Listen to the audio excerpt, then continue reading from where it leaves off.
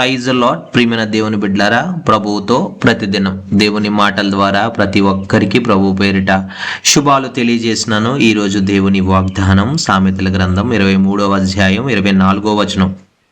నీతిమంతుని తండ్రికి అధిక సంతోషము కలుగును, జ్ఞానము గలవానిని కనినవాడు వాని వలన ఆనందము నొందును.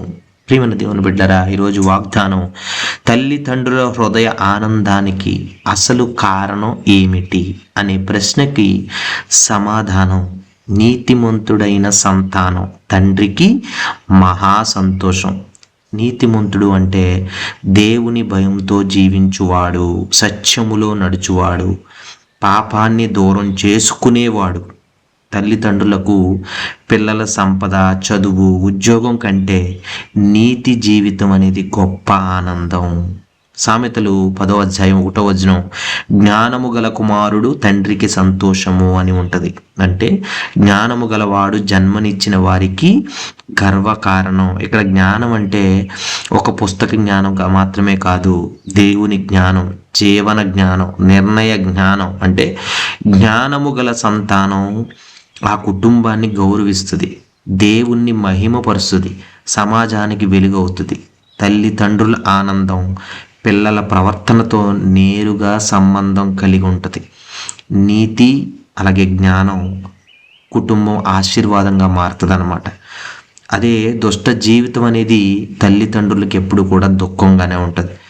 నీతి జీవితం అనేది వారికి గర్వం ప్లస్ శాంతిని కూడా ఇస్తారనమాట. అంటే సామెతలు 17వ అధ్యాయం 25వ వచనం కూడా మూర్ఖుడు తండ్రికి దుఃఖము అని ఉంటుంది. అన్నిటి మన జీవితాల్లో కూడా ఈ వాగ్దానాన్ని మన జీవితాల్లో వర్తింపు చేసుకుంటే నీతి జీవితం అనేది ఎప్పుడు కూడా ఇంటికి గౌరవం తెస్తుంది.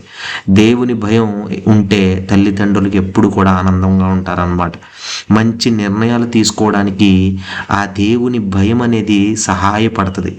వారికి కష్టానికి ఫలితం ఉంటుంది, ఆత్మీయ జీవితానికి వారికి శాంతిగా ఉంటారన్నమాట. మన జీవితం చూసి తల్లిదండ్రులు ఈ రోజుల్లో ఏడవాలా లేక దేవునికి కృతజ్ఞత చెప్పాలా అనేది మిమ్మల్ని మీరు ప్రశ్నించుకుంటే ఈరోజు వాగ్దానం ఏంటి అంటే, నీతిమంతుడుగా జీవించడం అనేది తల్లిదండ్రులకి గర్వకారణం. ఎప్పుడు కూడా ఆ సంతానం అనేది తల్లిదండ్రులకి ఆనందంగా ఉంటుంది. జ్ఞానము గల కుమారుడు కుటుంబంగా గర్వం పడుతుంది అనమాట. పిల్లల నీతి అనేది తల్లిదండ్రులకి ఆశీర్వాదం అనమాట. నీతి జీవితంగా ఉంటే కుమారులు ఎప్పుడు కూడా తల్లిదండ్రులకి సంతోషం. దేవుడి కొద్ది మాటల్ని మనల్ని మన కుటుంబాలని దీవించి ఆశీర్వదించునుగాక. ఆమేన్. చిన్న ప్రార్థన చేసుకుందాం. పరిశుద్ధుడా, సకల ఆశీర్వాదాలు కారణభూతుడైన మా ప్రియ పరలోకమందున్న మా తండ్రి, నీతిమంతమైన జీవితం గడపడానికి మమ్మల్ని నడిపించండి. తల్లిదండ్రుల్ని మా జీవితం వలన ప్రభువా సంతోషం కలిగించేలాగా చేయండి. ప్రభువా జ్ఞానంతో నడిచి నీ నామమును మహిమపరచలే కృపని మాకు దయచేయండి. ప్రభువా ప్రతి మాట ద్వారా వాళ్ళ హృదయాల్లో ఫలింపజేసి గొప్ప ఆత్మీయతను సహాయం చేయండి. వాళ్ళ ఎదుగుదలకు సహాయం చేయండి. ప్రతిరోజు నీతిగా ఉండడానికి, తల్లిదండ్రులు సంతోషంలో వెలుగులు చూడడానికి మా అందరి బిడ్డలందరికీ కూడా సహాయం చేయండి. కృపనివ్వండి, శాంతిని, రక్షణ భాగ్యాన్ని దయచేయండి. మాలో ప్రార్థన శక్తిని హృదయంలో నింపండి.